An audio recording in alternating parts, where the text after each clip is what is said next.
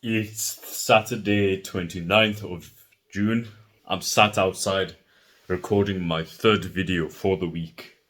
I do what is called batching, where I record and script videos as much as possible in condensed in a single bout.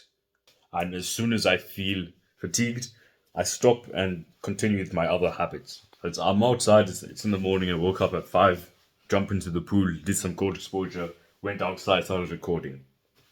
And as I set myself the challenge of doing 3 videos, and I sat down and did 3 videos. This is on the same day. All the videos you're watching, almost 99% of them, if not 100% of them, are recorded on the same day, the same time. That's why I wear the same clothes. That's why my tomorrow I'm gonna get a haircut because this is time inception. Tomorrow I'm gonna get a haircut, and you won't see that haircut until a week, or unless I post something new. Anyways, I sit down, record the 3 videos, and I'm feeling mentally fatigued. Mentally fatigued. I've had my sleep. I've had my caffeine. I've had my cold exposure. I'm pretty amped up, but I just can't focus. What do you think I did?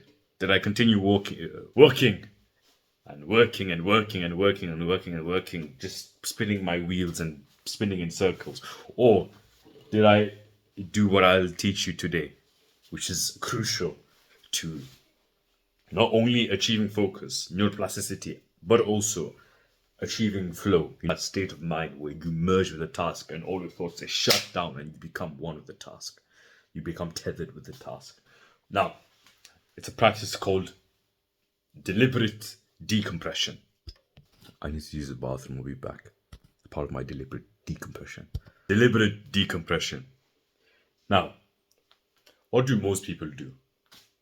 First of all, let me introduce myself. My name's Ahmad, and I help young people optimize their brain for cognitive focus and cognitive abilities so that I end this global pandemic of people's inability to focus and having these ADHD like symptoms.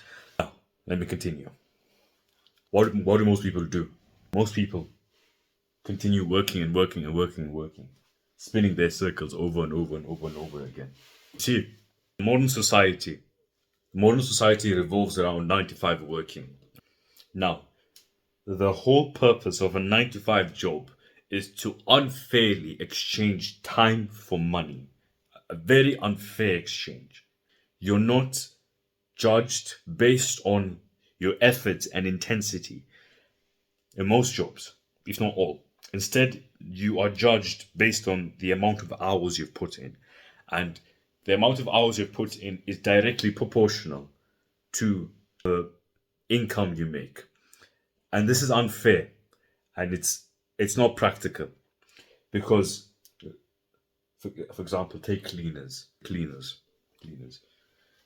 They may put 80 hours a week and get minimum wage. That's very unfair. With entrepreneurship, on the other hand, I can put in 2 hours a day into my business, my craft, which is teaching people about focus and how to optimize focus, how to nail it down, how to dial it in. I can put 2 hours into that and make more than minimum wage. Now, how does deliberate decompression come into play? If you work with your brain and not physical labor, if you are a mental worker, say you're programming, maybe even a doctor like my dad, maybe an entrepreneur like me. I'm an actual entrepreneur. I'm not an entrepreneur. I'm an actual entrepreneur. Okay, because you can give me money. I've got a store where you give me money, so I'm an actual entrepreneur. Anyways, back to what I was saying. If you do mental work, as time passes on within the 90-minute bout, pressure builds up. Pressure builds up.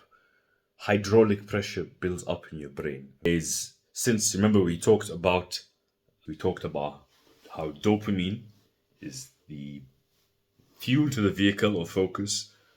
The steering wheel is acetylcholine, which directs where your attention and focus is being placed. The oil of the vehicle is epinephrine, adrenaline. Now, the more and more you sit down, the longer you sit down, the more hydraulic pressure builds up, the more adrenaline builds up, okay, anandamide builds up. All these neurochemicals build up, giving you a greater urge to stop what you're doing and do something else. You feel agitated. Not only that, it's very fatiguing mentally. I'm talking about deep quality focus work. You're draining, it drains your brain points. Now, what do most people do when they reach the end of a 90-minute bout? They say, oh no, I can do another hour. Sure, you could, but is that really intensively deep work? People say to me, I study for 10 hours a day. No, you don't study for 10 hours. You study for more like 2 hours a day. Because majority of those 10 hours, you're not deeply focused. The best of us, bro, the top elite of us can only do 4 hours of work. I'm talking about 4 hours of concentrated, deep quality work. Not shallow tasks, deep work. Now, what do you do after you've done your task and you feel the hydraulic pressure build up and you're tired? You may have gotten all your essentials ticked off: your diet, hydration, caffeine, even nicotine, whatever you need. You may have it all ticked off, but you still feel mentally fatigued. That's the brain's biology. You can't hack. You can't hack your biology. Even though people say you can't. What do you do?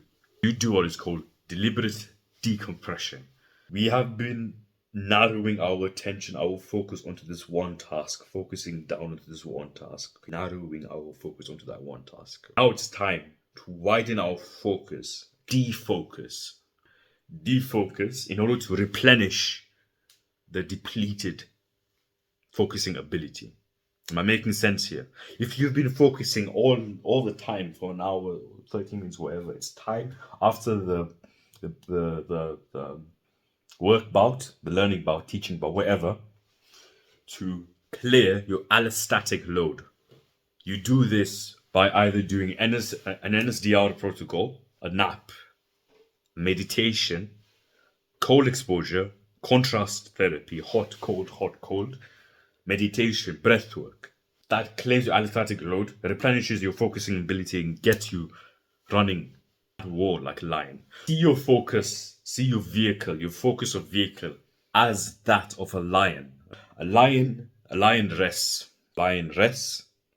Then it hunts, goes on its hunt, catches the prey, the big prey. Okay, the big prey. It runs, sprints, catches the big prey. Then after it's gotten the big prey, it rests, recovers. Then again on the sprint, rests, recovers. Then again on the sprint. You see the sprints, recover cycle. Now, watching YouTube, listening to music, and I'm speaking to myself as well, listening to music. And you know how most people say, after long days of work, it's time to rest. And by rest, they usually mean play video games, watch television, watch shows and stuff. That is not resting. You are activating your brain. You're making your brain focus. Again, after you've already focused, and then you're draining your brain points even more. Instead, wind down. Cut off all distractions, all of the internet, all the social media, everything. Go in your bed. Breathe, meditate. There was this practice that I got from a creative, the go-to guy for creativity, which he's called Rick Rubin. And what he does is he has this practice where he stills his body but keeps his mind active. I did that for 20 minutes. Not even 20, 40 minutes. After recording those 3 videos, I did that and felt amazing afterwards and ready to work. Now my camera is about to go gone. I need to say goodbye to you. But the TLDR of this video is practice deliberate decompression. By deliberately choosing to defocus, I'm drilling this mindset into you. No more will you say, I work for 10 hours a day. When you do this, you'll deepen your work bouts and achieve a lot. If you're interested in focus, more about focus, I have a program. In the first comment below, click on it. I have one slot for one person only, and the first customer will have the ability to put their own modules, what they think that this program needs. After that, you'll be back to full price. So don't waste time. Click on the first link and get focusing. Focus like a superhuman. Over and out.